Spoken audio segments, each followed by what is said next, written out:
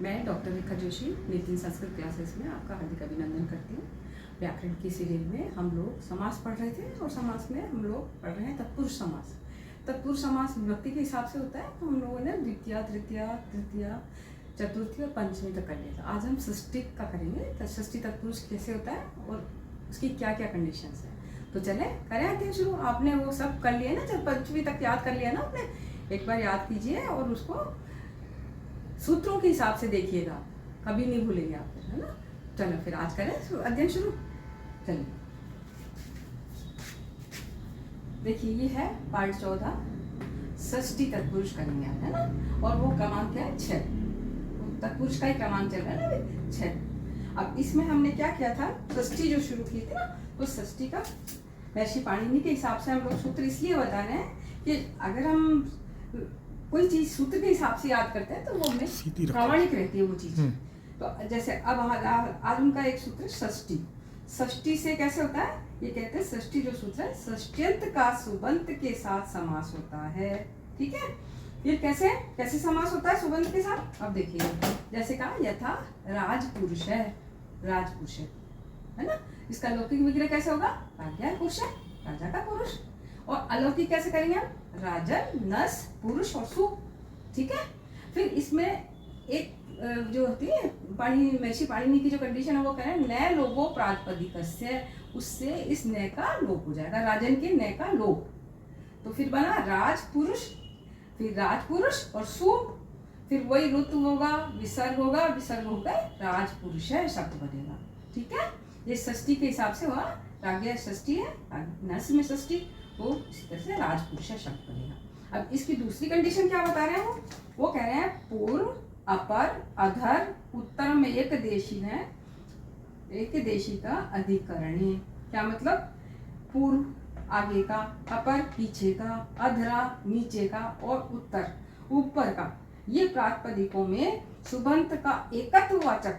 अब एकत्व याद रखिएगा, एकत्ववाचक अव्ययी के साथ समास तत्पुरुष होता है। कैसे, एक से अधिक होगा तो वह समास नहीं होगा। कैसे भाई, जैसे इसमें बताया उन्होंने, यथा पूर्व काय है, पूर्व शब्द था ना पहला, पूर्व काय।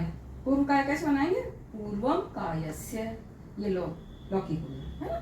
अब अलौकिक कैसे, पूर्व सु काय और नस, फिर वही दोनों विभक्ति का लोप और पूर्व काय शब्द बना, पूर्व काय बन के सु लगा और वही पूर्व काय हुआ, रुत और वो विसर्ग और भूसा बोलते हैं, है ना। इसी तरह उन्होंने कहा अपर, दूसरी कंडीशन अपर बताई ना, तो वो भी इसी तरह से हुआ, अपर काय, अपरम काय से, फिर वही अपरम हम कायनस। इसी तरह उत्तर, उत्तर का भी इसी तरह से होगा, अदर का भी ऐसे होगा। ठीक है ना। अब ये क्या कह रहे हैं, उसमें उन्होंने एक कंडीशन रखी, एकाधिकरणे किम, भाई एक ही हो, ऐसा क्यों कहा उन्होंने। तो इसका मतलब ये है कि उस अधिकरण में एक वचन ही होना चाहिए, और एक से अधिक होगा तो वो नहीं होगा। कैसे, अब हम जैसे पूर्वश्च छात्राणाम, इसमें नहीं हुआ ना, ये वाला होगा, मतलब इसमें एकत्व तो जरूरी है, आवश्यक ना।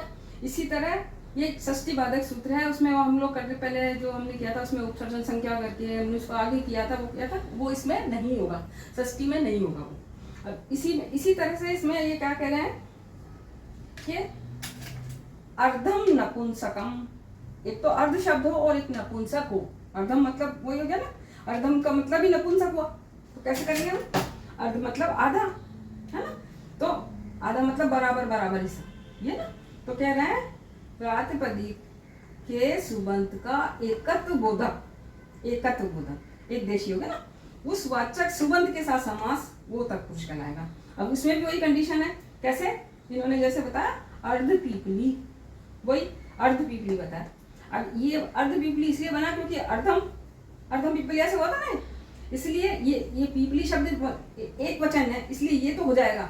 लेकिन अगर जैसे कहते हैं इससे ज्यादा हुआ, पीपली तो एक वचन हुआ, लेकिन अगर बहुवचन हुआ तो करेंगे अर्धम पीपली नाम, अर्थात बहुवचन में यह नहीं होगा। ये षष्ठी तत्पुरुष की कंडीशंस है। अब इनको आप लर्न कीजिए और अगली बार उसमें हम लोग सप्तमी के बारे में आपको बताएंगे। तो आज के लिए इतना काफी, आप लर्न कीजिए और जो भी प्रॉब्लम हो कमेंट में लिखिए, और अगर आप उसमें अपना सुझाव भी देना चाहें दीजिए, मुझे अच्छा लगेगा मुझे। नमस्कार।